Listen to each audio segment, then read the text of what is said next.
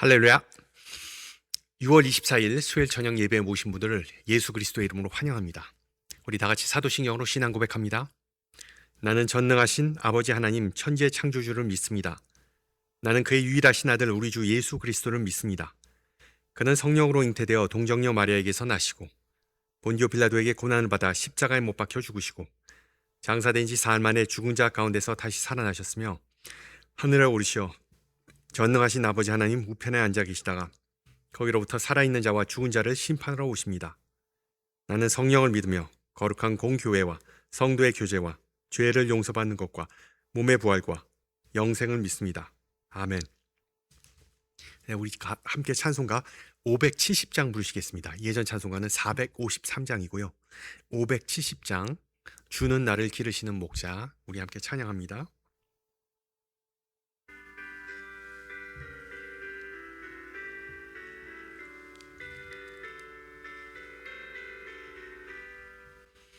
주는 나를 기르시는 목자요, 나는 주님의 귀한 어린 양.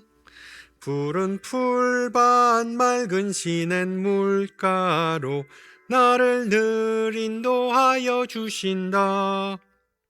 주는 나의 좋은 목자, 나는 그의 어린 양. 저를 따라 꼴을 먹여주시니 내게 부족함 전혀 없어라. 예쁜 새들 노래하는 아침과 노을 비끼는 고운 황혼에 사랑하는 나의 목자 음성이 나를 언제나 불러주신다. 주는 나의 좋은 목자, 나는 그의 어린 양. 저를 따라 꼴을 먹여주시니 내게 부족함 전혀 없어라. 못된 짐승 나를 해치 못하고 거친 비바람 상치 못하리. 나의 주님 강한 손을 펼치사 나를 주야로 지켜주신다. 주는 나의 좋은 목자, 나는 그의 어린 양. 저를 따라 꼴을 먹여주시니 내게 부족함 전혀 없어라. 아멘. 네, 하나님께서 오늘 저녁 우리에게 주신 말씀 창세기입니다. 창세기 21장 11절에서 19절 말씀입니다.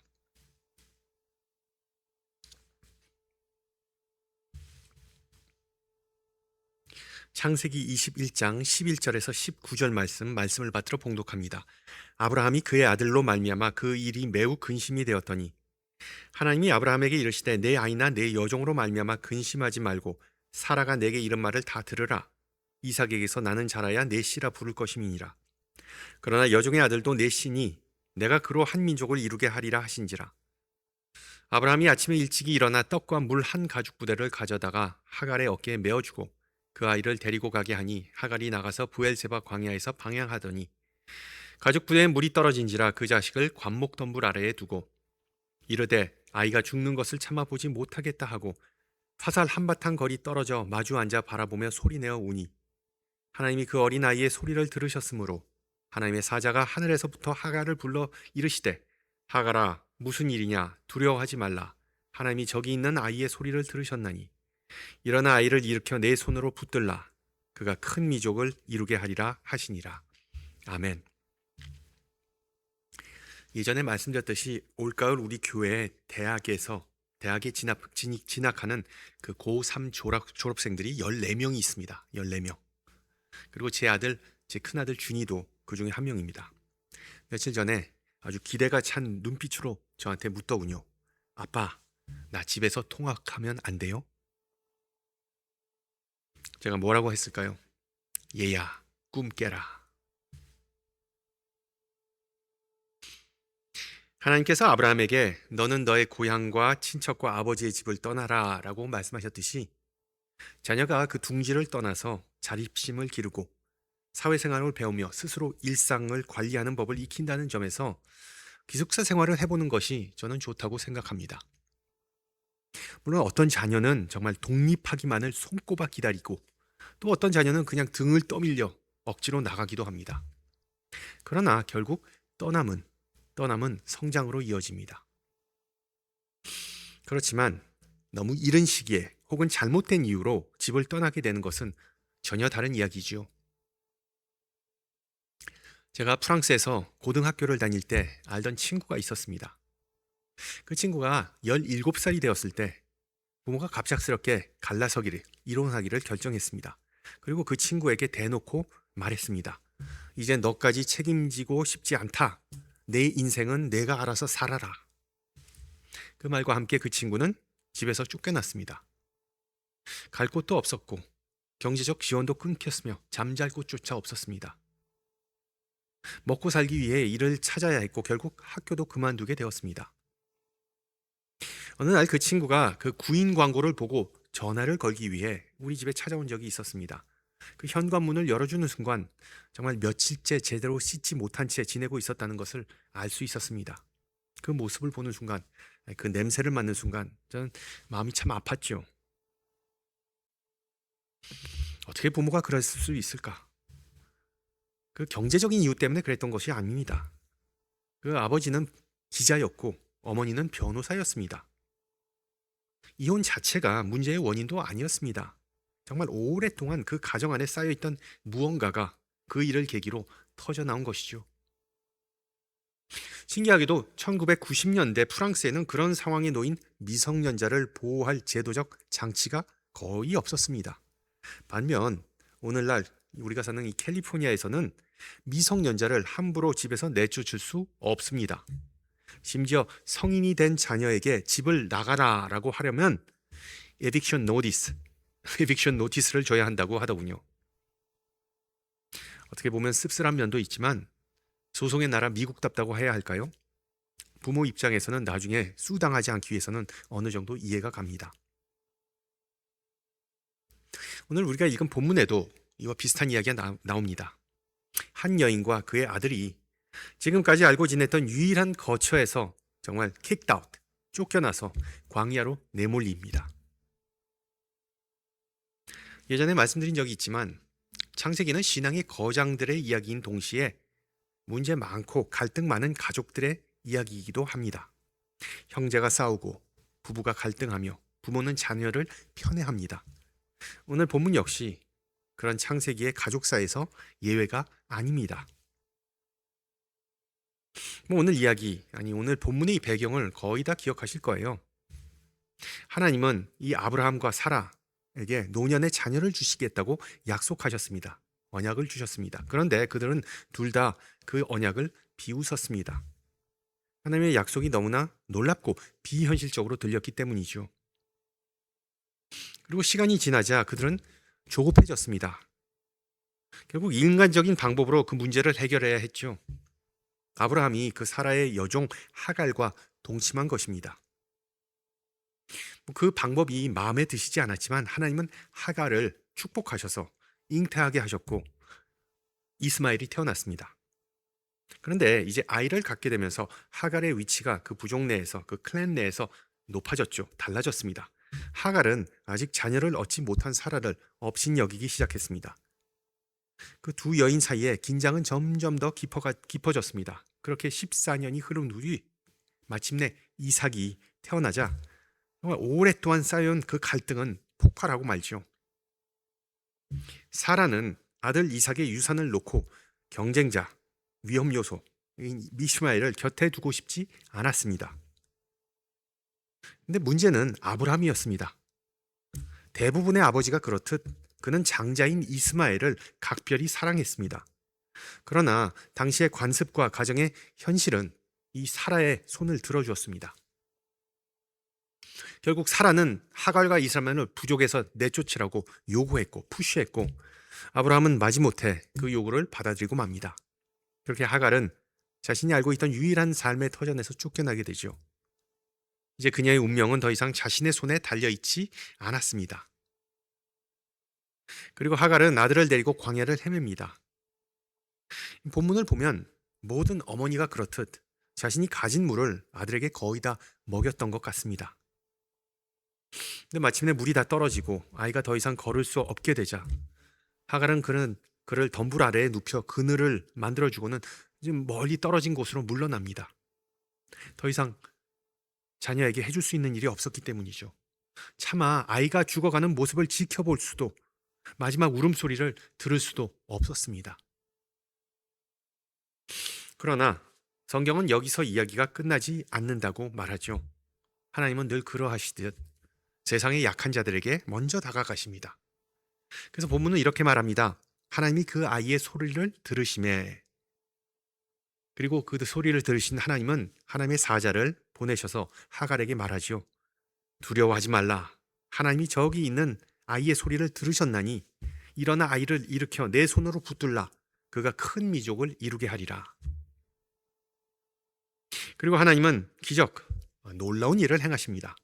광야 한가운데 우물을 떡하니 박아주시죠. 마련해 주십니다. 정말 죽음의 상징인 광야 한복판에서 생명의 길을 열어주신 셈입니다. 결과적으로 어머니와 아들은 살아남고 하나님께서 하신 약속도 결국 이루어집니다. 이것이 바로 오늘 본문의 이야기입니다. 보시면 아시겠지만 오늘 본문에 등장하는 중심 인물은 하갈입니다. 그런데 이 하갈, 많은 신앙인들은 이 하갈이라는 인물을 그리 호의적으로 보지 않는 경향이 있습니다. 그녀가 우선 애굽 사람이었기 때문에, 이집트 사람이었기 때문에 야훼 신앙의 전통에 속한 인물이 아니었기 때문일 수도 있습니다. 이스라엘 민족이 아니었죠. 또한 이슈마엘의 어머니라는 점도 영향을 미치는 것 같습니다. 알다시피 이슈마엘은 아람 민족의 조상으로 여겨지며 이슬람 전통에서는 예언자 무함마드의 선조 가운데 한 사람으로 존중받습니다. 그렇기에 이스마엘의 어머니인 하갈 역시 이슬람에서 중요한 인물로 여겨집니다. 마치 로마 가톨릭에서 그 성모 마리아와 비슷한 위치이죠. 또 어떤 이들이 하갈을 싫어하는 이유는 하갈의 교만함 때문입니다. 이스마엘을 낳은 뒤 사라를 업신 여겼고 결국 그러한 태도가 가정 내 갈등을 악화시켰기 때문이죠. 자업자득이다라고 말하기도 합니다.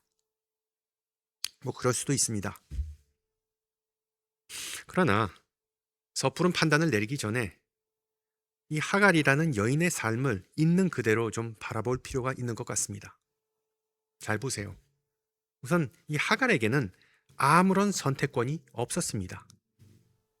아무도 그녀의 동의를 구하지 않았습니다. 어느 날 갑자기 아브라함의 아이를 낳아야 하는 대리모가 되어야만 했습니다. 하갈은 노예였기에 주인의 소유물로 여겨졌죠. 그리고 자신의 삶에 대해 스스로 결정할 권리가 없었습니다. 현대적인 관점에서 본다면 이것은 엄밀한 의미에서 성적 착취이자 학대라고 할 수 있습니다. 어쩌면 하갈은 비극적인 TV 드라마의 주인공과도 같습니다. 권력을 가진 사람의 약속을 믿었다가 결국 버림받는 여성을 떠올리게 하죠. 삶의 터전을 잃고 거리로 내몰린 채 어린 자녀를 데리고 홀로 현실을 감당해야 하는 그런 싱글맘의 처지였습니다. 즉 하갈은 배신당한 여인이었습니다. 목적을 위해 이용되었다가 더 이상 필요하지 않게 되자 버려진 사람이었습니다. 그런 의미에서 하갈은 역사 속에서 수많은 이용당하고 팽당한 사람들의 전형이라고 할 수 있겠죠. 뿐만 아니라 하갈은 정말 아무것도 할 수 없는 채 자녀가 서서히 죽어가는 모습을 바라보아야만 했던 어머니였습니다. 그녀는 아이가 죽는 것을 참아 보지 못하겠나이다 라고 울부짖었죠. 성경에서 이보다 더 절박한 기도를 찾아보기란 쉽지 않아 보입니다. 그런 점에서 하갈은 십자가 아래에서 예수님의 죽음을, 아들의 죽음을 지켜보았던 마리아를 떠올리게 하죠. 물론 두 이야기는 이게 결과는 다르지만 그러나 자식을 위해 가슴이 찢어지는 그 어머니의 마음만큼은 서로 통하는 부분이 있습니다. 그래서 우리는 하갈을 너무 쉽게 판단해서는 안 됩니다. 물론 하갈은 완벽한 사람, 완벽한 여성이 아니었습니다. 단점이 많았습니다. 그러나 동시에 자신이 통제할 수 없는 상황의 희생자였고 아들을 위해 끝까지 버틴 어머니였으며 우리가 흔히 생각하는 것보다 훨씬 더 많은 공감과 연민을 받을 자격에 있는 그런 사람이었습니다. 그런데 오늘 읽은 본문은 표면적인 주인공인 하갈보다 마침 지난주가 파더스 데이였던 만큼 이야기 속의 두 아버지에게 시선을 돌려보고자 합니다. 한 사람은 바로 육신의 아버지인 아브라함이고 다른 한 분은 하늘에 계신 하나님입니다. 먼저 아브라함은 그 믿음의 조상이라고 불리죠. 그게 그 별명입니다. 그렇다면 그런 믿음은 실제 삶에서 어떤 모습으로 나타났을까요? 성경은 믿음이란 모든 것을 이해하는 것이 아니라 이해할 수 없는 상황 속에서 하나님을 신뢰하며 순종하는 것이라고 말합니다. 즉 믿음은 하나님을 신뢰하기 때문에 순종하는 것입니다. 13절을 보세요. 그 아이에게서도 이스마엘에게서도 한 민족을 이루게 하리니 그도 내 신이라. 엄밀히 말하면 하나님은 처음에 사라의 편을 들어 하갈과 이스라엘을 내보내라고 말씀하셨죠. 물론 아브라함이 그들을 내쫓은 건 맞지만은 아브라함이 그 명령을 누구에게 들었습니까? 하나님에게 들었습니다. 그리고 성경 분명히 말하기를 아브라함의 마음이 무너졌다고 그러죠. 그래서 모자를 내쫓기로 한 결정은 비록 하나님께서 하신 것이지만 그것은 아브라함이 원하던 일이 아니었습니다. 그 상황이 얼마나 가혹하게 느껴졌겠습니까? 아마 그는 하나님의 그런 뜻을 이해할 수 없었을 것입니다. 그러나 동시에 그는 하나님께서 이스마엘을 포기하지 않으셨다는 그 약속을 믿었습니다. 솔직히 현대인의 눈으로 보면 아브라함은 좋은 아버지의 모습과는 정말 거리가 있습니다. 그 사실을 부정하기는 어렵습니다. 다만 아브라함은 수천 년 전의 세계, 정말 지금과는 전혀 다른 사회 구조와 관습 그리고 문화 속에서 살았습니다. 물론 그렇다고 그의 행동이 다 정당화되는 것은 아니죠. 그러나 적어도 우리는 그를 오늘날의 윤리적 기준으로, 도덕적 기준으로 단순하게 재단해서는 안 됩니다. 분명한 사실은 하나님께서 오늘날 우리에게 사랑하는 자녀를 내쫓으라고 말씀하시지는 않는다는 것입니다. 또한 다음 장인 창세기 22장에서처럼 아브라함에게 자녀를 희생제물로 바치란 것처럼 우리에게 자녀를 죽이라고 하는 요구하시죠? 않으시겠죠? 그러나 하나님은 때때로 우리가 이해하기 어려운 순종을 요구하십니다.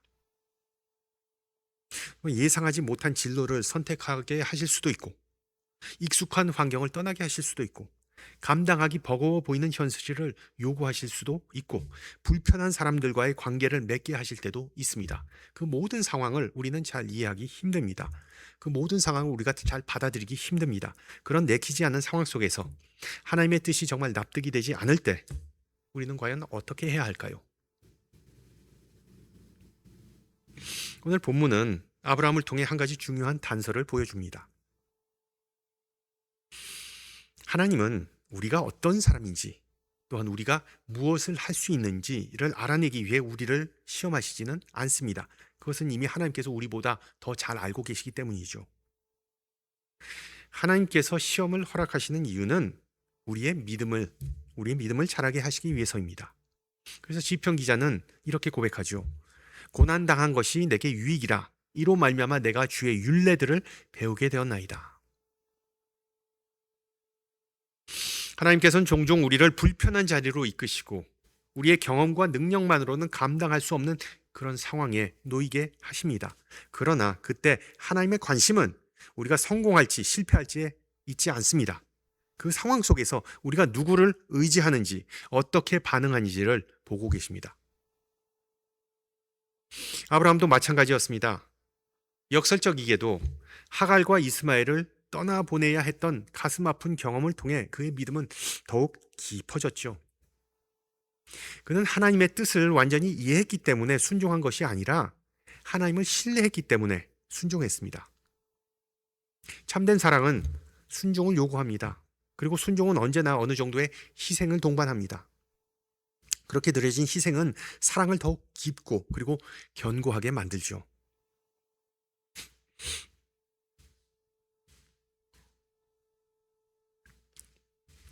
많은 사람들이 묻습니다. 왜 내 믿음은 자라지 않고 늘 제자리 걸음만 하는 것일까? 그 답은 No pain, no gain. No pain, no gain. 물론 모든 고난이 자동으로 영적 성장을 가져오는 것은 아닙니다. 그러나 하나님께서는 종종 고난과 순종의 과정을 통해 우리를 성숙하게 하십니다. 근육이 훈련 또한 저항을 통해 자라듯이 믿음도 대개 시험을 통과하면서 자랍니다. 중요한 점은 지금 하나님께서 여러분에게 내려놓으라고 말씀하시는 것이 있습니까? 하나님께서 여러분을 부르시는 곳으로 가기 위해 포기해야 할 익숙한 습관이나 안전한 관계가 있습니까? 언뜻 보면 하나님은 매우 냉정하게 보이십니다. 우리의 형편을 고려하시지 않고 그냥 코너로 몰아가는 그런 경향을 보이시는 때도 있죠. 하갈과 이스마엘이 광야로 내쫓기는 것을 허락하시는, 아니 아예 명령하시는 모습은 선뜻 이해하기가 어렵습니다. 어쩌면 하나님답지 않게 느껴지기도 합니다. 그러나 본문을 자세히 들여다보면 오늘 하나님의 전혀 다른 모습을 또한 발견할 수 있습니다. 잘 보세요. 먼저 하나님은 괴로워하는 아브라함을 위로하십니다. 그리고 또한 이스마엘도 복을 받을 것이라고 약속하시면서 아버지의 그 상한 마음을 어루만지십니다. 또한 절망에 빠진 하갈의 울부짖음을 들으시고 필요한 것을 채워주시죠. 미루어 보면 성경은 반복해서 같은 진리, 같은 원리를 보여줍니다. 인간은 갈등을 계속해서 조장하고 또한 사고치고 그리고 또한 관계를 끊으려 하지만 하나님은 그 상황을 수습하고 화해를 이루시는 분이라는 사실입니다. 인간은 트러블 메이커, 하나님은 피스 메이커. 보세요. 사라는 한 가정 안에 깊은 분열을 가져왔습니다. 그러나 하나님은 그로 인해 상처 입은 사람들을 결코 외면하지 않으셨죠. 아브라함을 돌보셨고 하갈을 돌보셨으며 이스마엘을 직접 책임지셨습니다.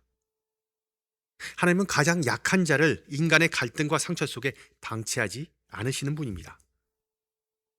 그리고 예수님도 바로 그런 일을 하셨죠. 바울은 에베소서에서 이렇게 말합니다. 그는 우리의 화평이신지라 둘로 하나를 만드사 원수된 것 곧 중간에 막힌 담을 자기 육체로 허무셨다. 예수님은 하나님과 인간 사이에 깨어진 관계를 십자가를 통해서 회복하셨습니다. 십자가를 통해 원수된 자들을 하나 되게 하셨죠. 그리고 그리스도를 통해 하나님과 화목하게 된 우리 역시 화해의 사명을 받았습니다.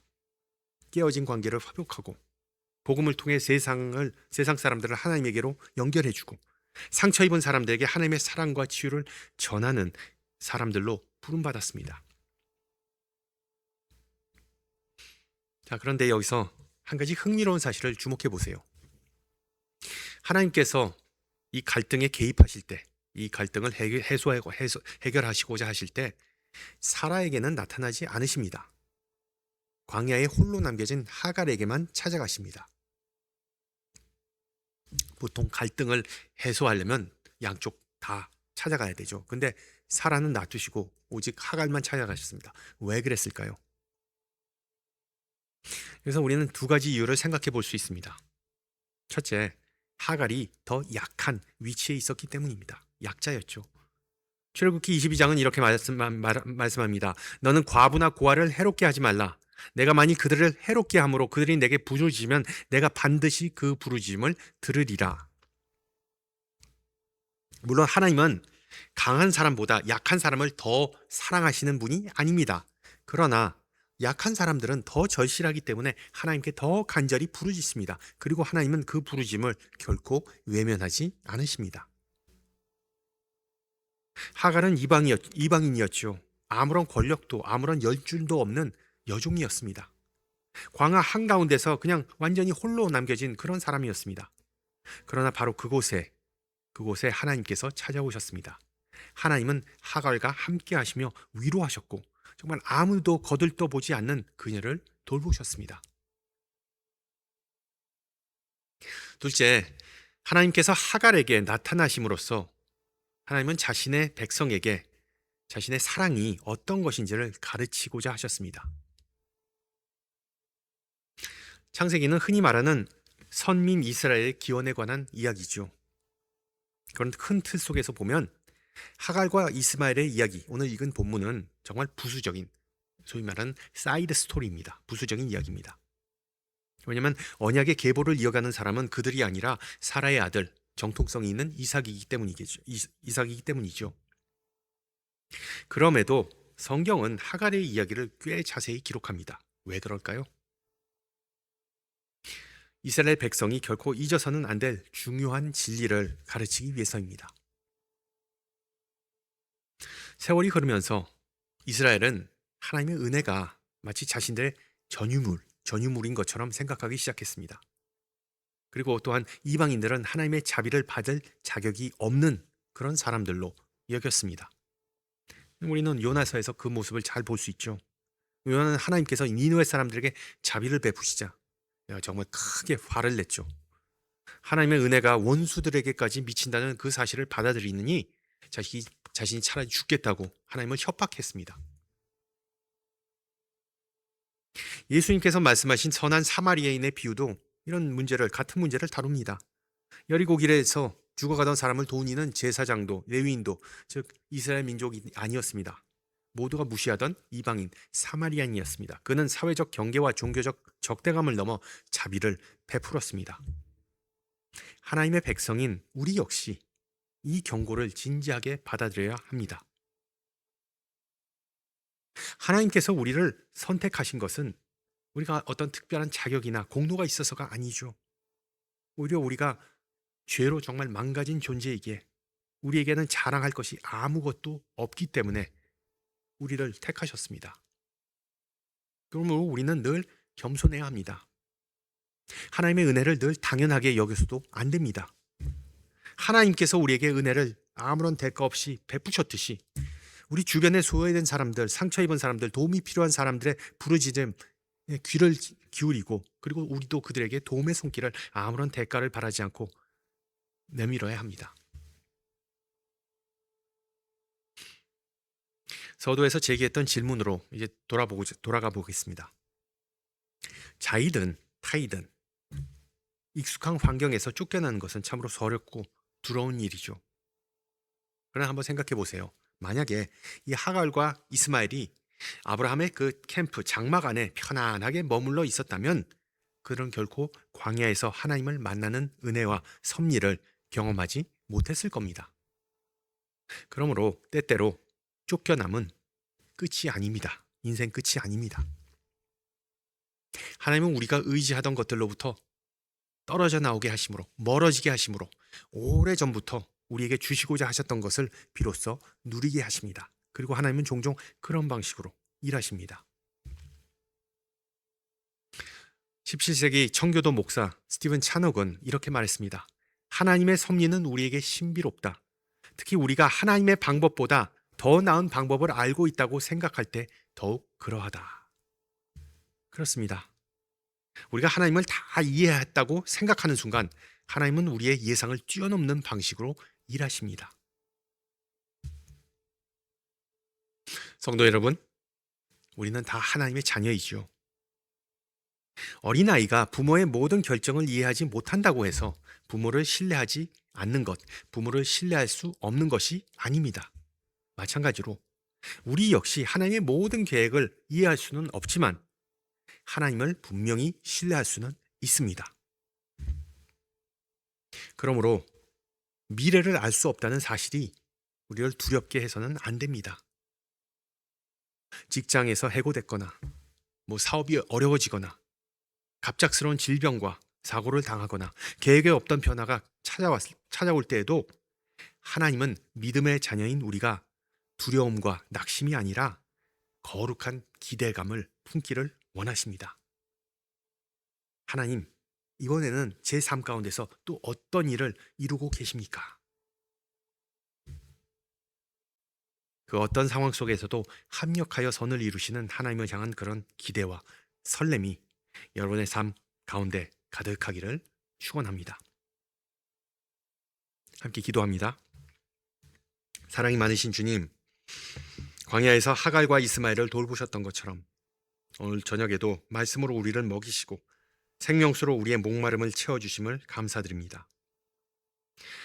두 모자의 이야기를 통해 삶이 힘들어질 때 그것이 반드시 주님께서 우리를 버리셨다는 의미가 아님을 배웠습니다. 오히려 우리의 죄와 교만, 무지와 부주의함으로 문제가 생겼음에도 우리는 종종 그 책임을 다른 사람에게 돌리려 합니다. 주님, 우리의 죄를 용서하여 주옵소서. 또한 우리의 연약함과 실패 속에서도 성령께서 끊임없이 일하고 계신다는 사실을 배웠습니다.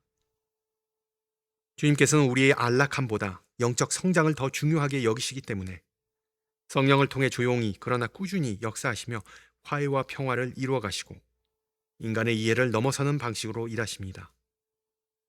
그러므로 힘든 순간에도 인내하게 하시고 아직 주님께서 어디로 인도하시는지 보이지 않을 때에도 믿음으로 순종하게 하여 주옵소서. 상처받은 이들을 치유하시고 외면받는 이들을 품으시는 주님, 우리가 흔들리고 시험을 지날 때마다 우리를 돌보시고 우리의 부르짖음을 들어주옵소서.